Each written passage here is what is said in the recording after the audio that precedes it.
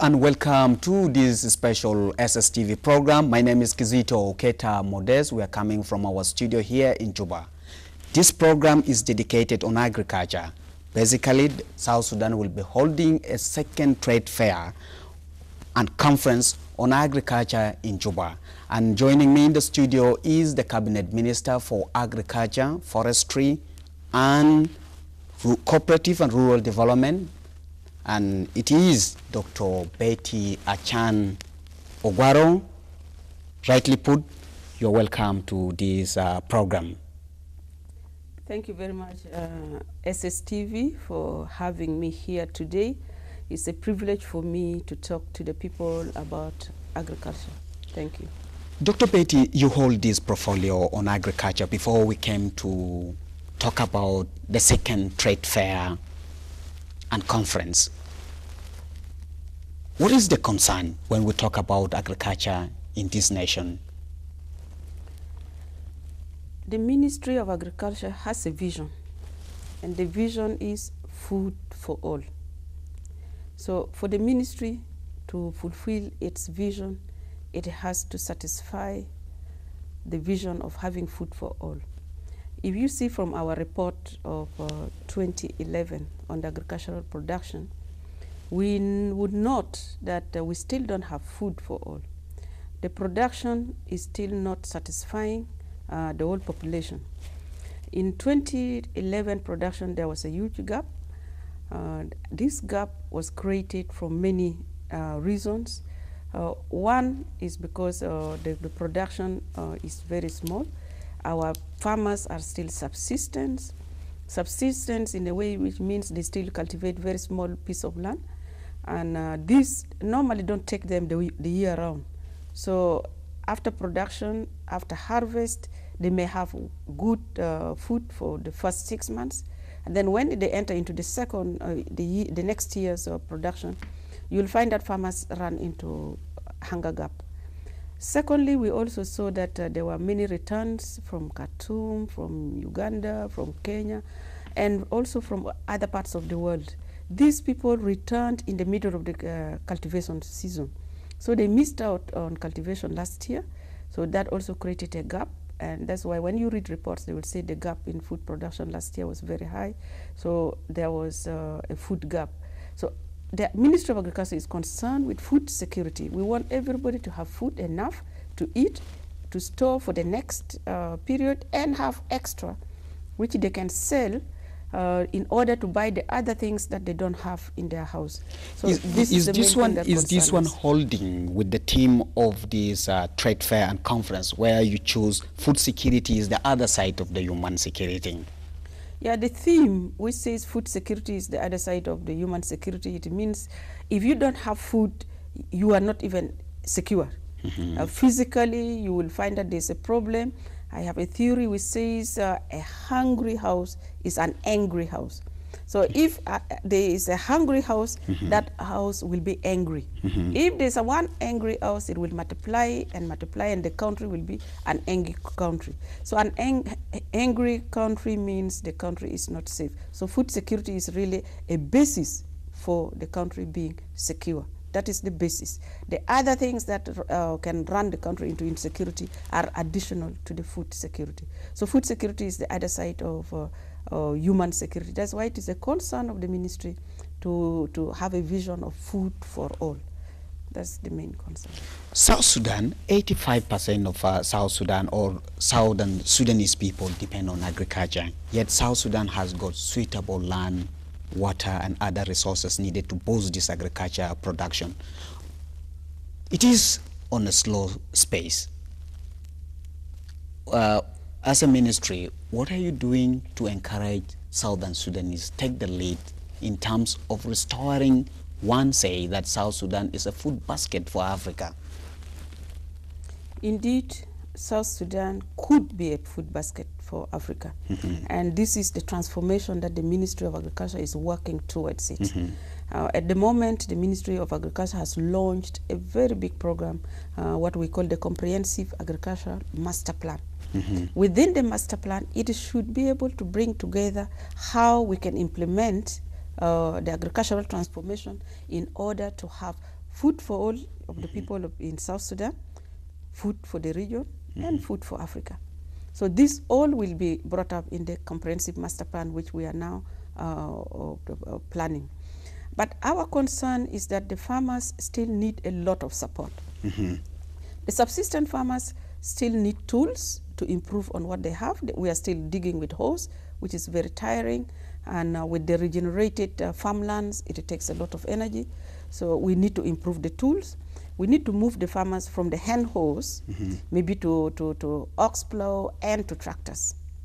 There are regions that now in South Sudan very ready for tractors, like the Upper Nile regions, the northern and western Barghazal regions. They are very ready for tractors. We need to move the farmers from the hand hoes to the tractors. But tractorization needs also education to the farmers. It is not enough just to bring a tractor and say now you can increase food production. Tractor needs services, tractor needs drivers, tractor needs continuous fuel, tractor needs a center that it can be managed. However, if you increase the land acreages and increase production, you also have to look at how will these farmers manage this land. Will they be able to weed manually, or will they need also another machinery for weeding? Will they be able to manage the plant protection if there are weeds, if there are birds, if there are insects? So all these are issues that the government is looking at. After all this, what about the post-harvest? When they start harvesting, they need to be managed. Sometimes they harvest during rainy season and the crops get spoiled. The crop can get infected with aflatoxins. Like maize, you see sometimes maize rotting or sorghum rotting. Is because of the handling. So the farmers need to be trained on how they can handle crops. If they harvest during rainy season, or they harvest at the end of the rainy season, or they harvest during dry season. This needs training, and extension service is very crucial into this, in training the farmers. Yeah, but before we go into details of extension service and others, the farmer unions of South Sudan, there is South Sudan farmer unions, and these unions are trying to put themselves in place so that they helps in terms of increasing or boosting productions of food production in these nations. Now, are there any other funds or from other sources, as you mentioned it, they need to be supported in terms of making these farmers, in terms of their groups and association and union, so that we go mechanization, or the subsistence farming that we do is also improved with some other components of agricultural services? Transforming agriculture needs a comprehensive approach. It needs the government, it needs the farmers, it needs the farmers union, it needs the cooperative farmers.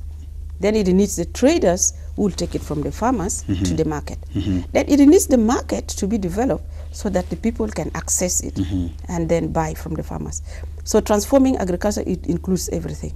We are very happy that the farmers union is now coming up. They are now actually working with the Ministry of Agriculture in order to support the transformation of agriculture we are talking about. The farmers union work at the grassroots with the farmers. Because they are a union, it means they are bringing together so many farmers. The farmers union identify the needs of the farmers right from the grassroots, and they bring it up to the government, and they discuss with the government how they can be helped. Now, how can the government help the farmers union? We are talking of the inputs, like the tractors. The government now, through the Bank of Agricultural Bank of South Sudan, is now implementing the bringing in of the tractors, where the farmers union, because they are organized, they can now purchase on installments the tractors from the agricultural bank. But the farmers union also need credit in order to enhance their capability of purchasing seeds, fertilizers, and these tools. We still don't have a proper system where farmers can go and get the credit. But we are now working with the World Bank, the IFDC. They are now putting a small window for credit for farmers. We also launched a new program last year, and we are going to repeat it this year. This is with the DFID, the British government. We call it Africa Challenge Fund, Africa Agricultural Challenge Fund. But particularly for South Sudan, we have launched what we call South Sudan Agricultural Challenge Fund. This challenge fund gives credit to the farmers. It works directly with the farmers, not necessarily through the government. The farmers are able to apply to this challenge fund for the amount of money they need to improve their productivity. But you must be a farmer that has an idea that is sellable to this committee of the challenge fund. This challenge fund gives grants and also loan to the farmers, so that and then the farmers can also match the loans with the money they have. So this is actually for more medium to large scale farmers, not for small scale farmers. For the small scale farmers, we have launched the Cooperative Bank of South Sudan. The Cooperative Bank of South Sudan, we already launched it. They are opening the office very soon. First, they will open in Juba, and then they are going to open in all the 10 states. This is the People's Bank, and this is the Farmers Bank. This is the bank that I will encourage all the farmers to start working with it. They should start banking their little money in the cooperative bank, because as soon as they become credible that they are banking regularly, however little it is, they will be able to borrow from the cooperative bank to enhance their agriculture. Within the cooperative bank, there's a development sector. The development sector includes people who can enhance them, how they can manage their money, how they can manage the market, and also how they can manage their crops so that it is profitable.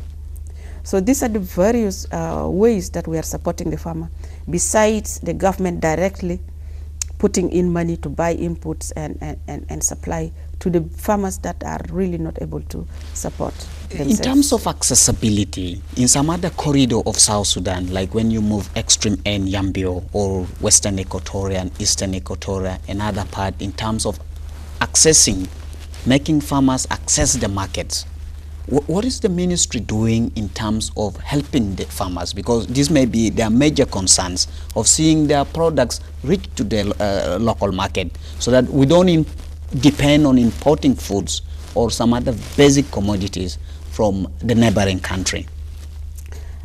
I said earlier that transforming agriculture needs a comprehensive and needs everybody on board. Ministry of Roads is working with us to help us in this accessibility issue. Accessibility have many terms. We need to have the direct accessibility, means that there should be roads, but with roads there should be transport. There should be cars, lorries that can move the things, but there should be markets which are near and far also, so that the farmers can access it. At the moment, some of our projects within agriculture have road components, because for us, feeder roads is agriculture. Feeder road is a component of agriculture. We have the IFAD, the International Food and Agricultural Development Fund, which is helping us improve our subsistence agriculture. Within it, it has components of feeder roads. It is working in Eastern Equatoria, Central Equatoria, and Western Equatoria. We have the USAID program, which has also have component of accessibility, especially the roads. And then we have other government, the EU now is coming in. EU also said they are putting money into roads accessibility. So we are working with all these people and telling them that there is no, it will not be meaningful for the Ministry of Agriculture to campaign for increased production if we cannot take the excess to the market, and if we cannot take the excess to the deficient areas. In this way also, there is the program we call Strategic Grain Reserve. The Strategic Grain Reserve is a program we are working together with the World Food Program and FAO. World Food Program will be able to purchase off the farmers the excess food and store it strategically where it is needed. One of the areas would be in deficit areas, but they would also want to use it into their school feeding programs and other World Food programs. And they also want to use this as a food for assets, food for work, food for agriculture. So this is one of the areas that we are saying farmers produce more, because there are other programs that can take off from the farmer. So this will also be a source of market. And we also have a program called Purchase for Program, for Progress. Purchase for Progress is a World Food Program initiative, which means you purchase from a farmer to progress the farmer. So once the farmer has more money in its hand, the farmer will be able to increase productivity, will be able to hire more labor to increase its productivity, will be able to improve the storage, build a better store. So Purchase for Program is another program we are working with World Food Program to help access the farm and access the food at the farm gate. Honourable Minister, I just wanted to know in terms of challenges in restoring agriculture as the backbone of the economy. What challenges are facing the ministry in terms of realizing agriculture to be the backbone of the economy of the Republic of South Sudan? There are very many challenges, starting right away from the institutional challenge in the ministry. At the moment, we have a very huge base of unclassified staff, and we have very few classified staff. Then the Minister of Public Service have said, we freeze employment. So it means the few the classified staff who are with us find themselves working throughout in many programs. So the same person is being asked to attend a meeting here, to implement this program here. So this is one big challenge, actually, which the ministry is facing. And we did an institutional analysis of the government, and we found this is one big challenge we have. I will be presenting this to the government so that they give us an opportunity to employ many of the Southern Sudanese who are qualified in agriculture to help promote agriculture. The other challenge is the funding. Government funding, as we all know, is very limited, and there are very many competing priorities. Even when agriculture is said to be one of the priorities of funding, actually, if you look at the lineage of funding, agriculture falls number 5 or 6. This is because there's a lot that requires the little money that the government has. So this is a big challenge. We cannot move agriculture if we don't have enough fund. The other challenge which we had found was the donor agencies who are bringing so much money to support agricultural work. They are still managing this money within their own sectors. And that is the reason why we all came together and agreed that we need a comprehensive master plan, where everybody sees itself into it, everybody puts their money into it, because they will take a bit from the sector. If it is roads, then they will take the roads. If it is bringing in seeds, if it is bringing in fertilizer, then the donor agencies will pick and say, I will be supporting the fertilizer channel, or I will be supporting the increasing seeds production. I will be supporting research. This is where we want everybody to be in the master plan. The other challenge we see in agriculture is farmers. Actually, we have been talking about accessibility. Most farmers are in rural areas where roads are not there. So even for extension workers to reach there is difficult. So this will be long term, but these are challenges that we have to work around it. But we don't even have enough capacity to reach every farmer. We have very few extension workers, and these few extension workers are not able to reach every boma. So the plan of the ministry is to increase the training of extension workers. We are now even saying we really don't need to train extension workers who are only employed by the government. We need to work with the CESOs, the civil societies who are already working on the ground with the farmers. We need to work with farmers-based organizations. So we can train some of their people to become extension agents. So they will be passing on the messages, not waiting for us. We had in the past difficulties of the connection between the national government and the state government in order to match the programs. But we have now, within Ministry of Agriculture, we have overcome that by agreeing that we will have this master plan, and even the states will be within the master plan, so that we implement program together in one line, not parallel. This is one of the challenges that was happening. That is why even if there was a lot happening, it appeared like there was nothing happening. But are you quite excited holding this portfolio of agriculture? I love agriculture. And even before I went to school, my parents live on the soil. Although my father, both my parents are educated, they were employees, they were civil servants, but one rule of the family was you must always have your own to live on, and then what you get from outside is to add value. Holding the portfolio at this stage is very challenging because of the many challenges that are there, but I'm confident that we will master some of the challenges and move forward. So I'm not discouraged. I know there's a lot of challenge, but I think this challenge is why I am here. Let us go for a short break there. For those who are watching this program, you are still watching this special interview with the Minister of Agriculture, Forestry, Cooperative and Rural Development, Honorable Dr. Betty Achan Ogwaro. We'll be back. Don't go away. Stay